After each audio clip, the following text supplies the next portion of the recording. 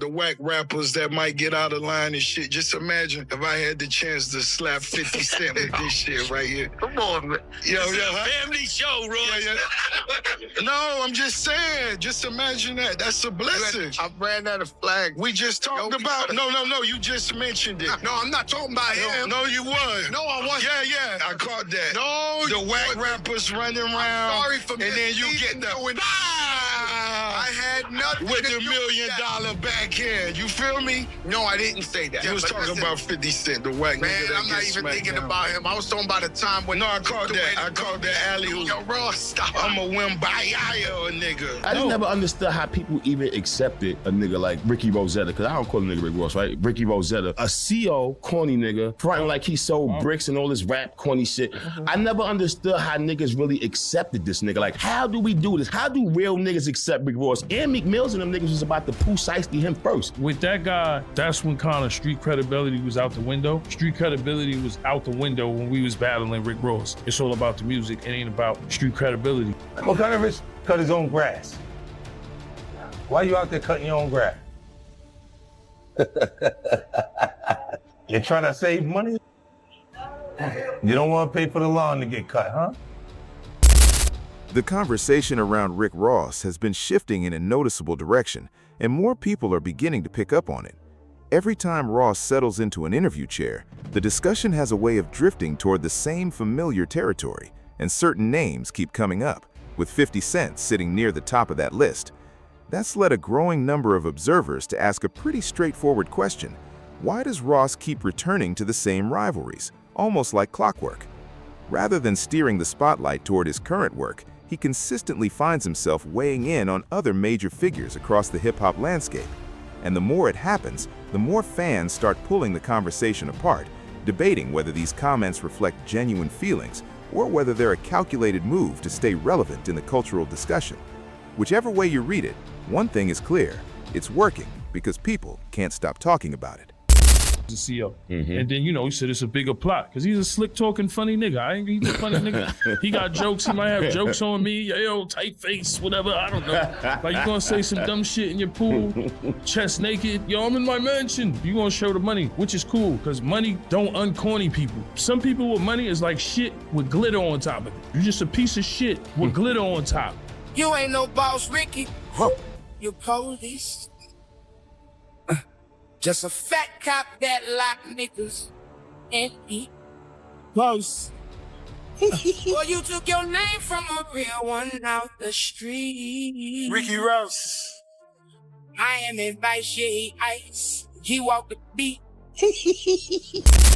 At the same time, questions have begun surfacing about how Ross's current tour is performing. No artist expects every venue to sell out the moment tickets go live, but online conversations have pointed to available seats across several dates, along with discounted ticket offers being pushed in certain markets. Naturally, that's given critics enough to work with, and some have started connecting the dots, wondering whether the steady stream of headlines is quietly serving as a promotional engine for the tour itself. What makes the whole picture harder to dismiss is how frequently 50 Cent's name keeps entering the frame. From the outside looking in, a number of fans feel like Ross is channeling more energy into revisiting old conflicts than into building genuine excitement around his own upcoming shows. That's an opinion circulating through online spaces rather than a confirmed fact, but it's one that's becoming increasingly difficult to brush aside as the interviews continue stacking up. And as if that weren't enough to keep people talking, Ross also sparked a fresh wave of reactions by bringing Drake into the conversation. During recent interviews, he appeared to position himself above Drake artistically and cast doubt on certain dimensions of Drake's success. Those comments landed with real weight, largely because Drake remains one of the most commercially dominant artists the music industry has seen in years. Why Rick Ross wanted that Drake stimulus package. You know what I'm saying? Drake, if you listening to this, homie, listen to me. My nigga, shine. I don't want to see you lose. No real nigga want to see you lose. That ain't what nigga about. This culture, this game, this rap shit, this ain't what it's about. I don't want to see you lose. When I was the number one nigga in the rap game, I showed niggas love. Wasn't Ross apologizing to Drake? Basically. Yeah. Because he did his verse, when he did his verses with it, come on, they singing Drake's part more than his part. So you know what I'm saying? Some people need that Drake stimulus package, but Future will be on the Drake album. I told y'all niggas, Iceman is back. Stand Up Canada. That's dope. Shout to Preston, Bundog, all them wild niggas in Toronto. Of course, everyone is entitled to their own perspective, and debates about rankings, influence, and legacy have always been woven into the fabric of hip-hop culture. But when you stack the ongoing jabs at 50 Cent on top of the Drake comments and factor in the continued conversation around ticket sales, it becomes easy to see why so many people have shifted their focus onto Rick Ross himself rather than the points he's actually trying to make. Right now, the bigger story may not be what Rick Ross is saying. It might be why he keeps reaching for the same targets. Whether it's calculated strategy, genuine personal rivalry, or simply a man speaking his mind, the pattern of references has taken on a life of its own as a talking point, and audiences are clearly paying close attention. Just when it seemed like the long-running tension between Rick Ross and 50 Cent had finally settled into the background, another headline yanked the rivalry right back into full view. For years, these two have gone back and forth, trading comments, landing jokes, and firing public shots at one another. And based on recent developments, neither side appears ready to let the story quietly disappear. The latest wave of discussion kicked off during a Rick Ross appearance on the Joe and Jada podcast. While the conversation touched on competition within the music industry and the way certain artists carry themselves publicly, Ross gradually steered things in a familiar direction toward 50 Cent. What started as a relaxed exchange quickly became another viral moment when Ross began referencing his longtime rival by name. At one point during the conversation, Ross proudly showed off a flashy ring that had already made multiple appearances across his social media over the past few months, lifting his hand up for full effect. He called it his $1 million middle finger and made it clear exactly who it was meant for. Why Rick Ross wanted that Drake stimulus package. You know what I'm saying? Drake, if you listening to this, homie, listen to me. My nigga, shine. I don't want to see you lose. No real nigga want to see you lose. That ain't what nigga about. This culture, this game, this rap shit, this ain't what it's about. I don't want to see you lose. When I was the number one nigga in the rap game, I showed niggas love. Wasn't Ross apologizing to Drake? Basically. Yeah. Because he did his verse, when he did his verses with it, come on, they singing Drake's part more than his part. So you know what I'm saying? Some people need that Drake stimulus package, but Future will be on the Drake album. I told y'all niggas, Iceman is back. Stand Up Canada. Shout to Preston, Bundog, all them wild niggas in Toronto. The comment didn't take long to travel. Clips spread across social media almost immediately, and fans wasted no time weighing in on the latest chapter between two of rap's most well-known veterans. But to understand why moments like this carry so much weight, it helps to zoom out, because this rivalry didn't emerge overnight. The history between Rick Ross and 50 Cent runs deep, stretching back well over a decade and a half. In that time, the two have gone through just about every form of conflict the industry has to offer. Diss tracks, public call-outs, legal disputes, sit-down interviews, and a seemingly endless stream of social media exchanges.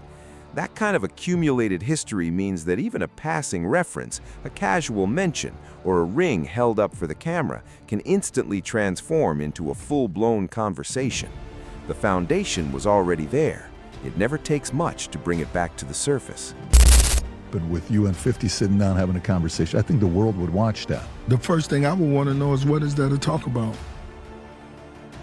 This is a big business you guys are a part of. You guys are two of the heavyweights in the business. I mean, what is there to talk about? A lot of things to talk about. History, the beef. What kind of history?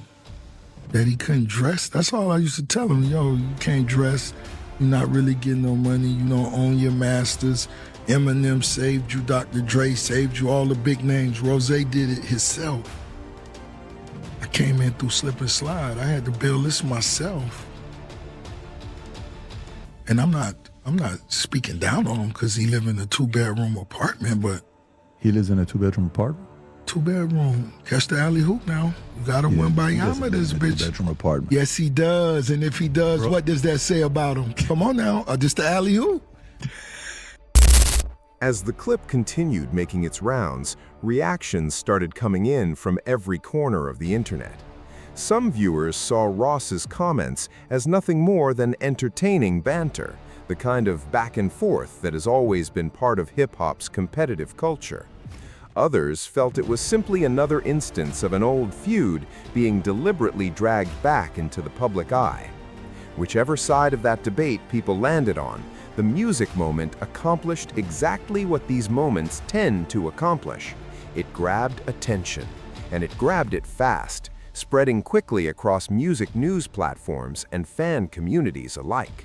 It wasn't long before the comments found their way to 50 Cent's corner of the internet. Interestingly, before 50 Cent himself had a chance to respond directly, several figures from his circle had already entered the conversation.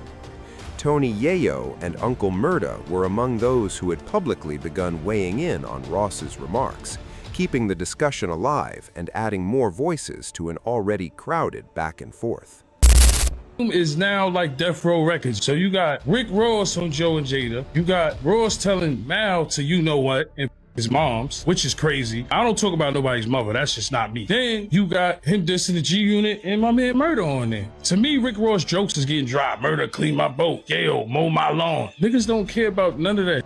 And niggas know Rick Ross not smacking nobody. He up there talking about smacking somebody. Smacking we 50. saw you in Canada, brother. We saw you run on your peoples. We know you not about that. We know you soft, my brother. BET Awards, when it happened with Jeezy, I was there. I was backstage. And this is when 50 is going back and forth with Diddy backstage. I think that's the day he told French, Meek is better than you. 50 was just wilding that day. When Rick Ross walked by me, Smack got the video. He just don't want to put it out. They said, what up? They had like 30 niggas with them. And I'm like, what up? Like, we don't never travel light. So he knows it's not like that. But now the volume is definitely like Death Row. Yeah, So but Ricky Rosetta, your ass, a nigga punch him in the chest, he might have a seizure, man. Shout out to Biggs, too, man. It didn't take long before 50 Cent stepped in with his own response. Rather than addressing the jewelry comments directly, 50 pivoted the conversation toward Ross's tour. In a post that quickly gained traction online, he zeroed in on reports of ticket promotions and unsold seats at certain shows. The message read, I heard he was doing buy one, get one 50% off because nobody want to come to his shows. Maybe I should help buy the remaining tickets so it can be more empty seats during his performance. LOL. That response immediately triggered another wave of reactions, proving once again that whenever Rick Ross and 50 Cent exchange words, the internet is always ready to pay attention. But the back and forth didn't stop there. After taking aim at the tour, 50 Cent appeared to set his sights on some of Ross's other recent statements.